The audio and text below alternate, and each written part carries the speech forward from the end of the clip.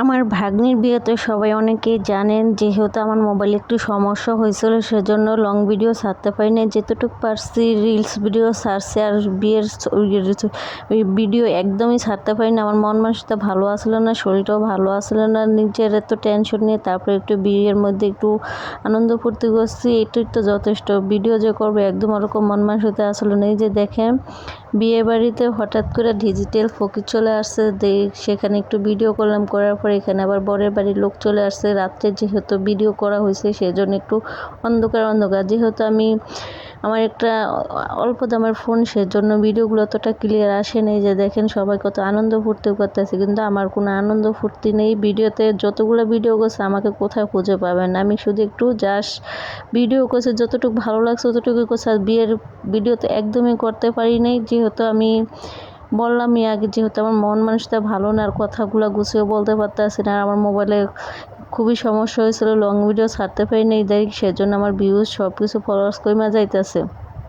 এই যে এখানে বরের বাড়িতে ডালা চলে আসছে, এখানে এই যে দেখতেছি কত সুন্দর সুন্দর বউকে সাজানোর জন্য ডালা নিয়ে আসছে। এখানে এই যে মিষ্টি আনছে, ফুল আনছে, পায়েস রান্না করে নিয়ে আসছে। যেখানে আবার বউর জন্য পোড়া মুরগি রান্না করে নিয়ে আসছে, যাতে বউ খেয়ে একটু তৃপ্তি পায়। এটা আমাদের এখানে নিয়ম আচার। আমি অত কিছু নিয়ম আচার জানি না, যেহেতু আমি কোনো বিয়েতে অ্যাটেন্ড করিনি, এই প্রথম বিয়েতে অ্যাটেন্ড করছি। আর একটা আমার ভাগ্নির বিয়েতে জেনে দেখেন কি অবস্থা, ডিজিটাল ফকির চলে আসছে এখানে। আবার কি করব ভাই, এটা সব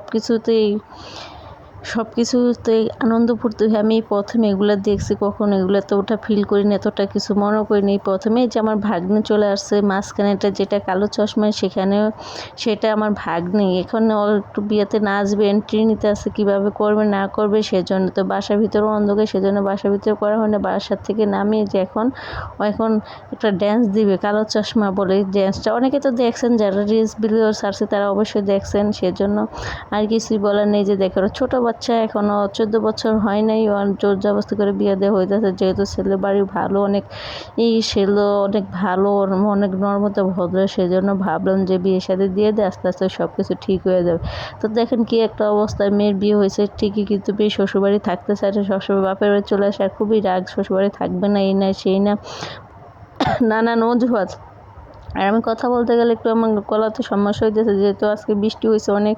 আর এগুলো ভিডিও অনেক দিন হয়ে গেছে, ছাড়তে পারি না। যেহেতু বললামই আমার মোবাইলে একটু সমস্যা ছিল, সেজন্য একটু দেরি হয়ে যেতে ছাড়তেছে। অনেক ভিডিও জমা রয়েছে, আপনাদের সাথে অবশ্যই আস্তে আস্তে শেয়ার করি। যে দেখেন বউ এখন এন্ট্রি নিয়ে এখন এসে ওর প্যান্ডেলে বসে পড়ছে। এখন ওর সাথে এখানে হলুদ আচার অনুষ্ঠান শুরু হয়ে ওর শ্বশুরবাড়ি এলাকার মানুষই করতেছে। যে প্রথমে ওর শাশুড়ি ননাসে এখন হলুদ দিবরে একটু বসে, সেজন্য আমি একটু ভিডিও করতেছি। আর আগেই বললাম যে আমাকে কোনো ভিডিওতে দেখবেন না, ভাববেন যে এটা অন্যজনের না, অন্যজনের না। আজকে ভিডিওটা এই পর্যন্তই। আল্লাহ হাফেজ।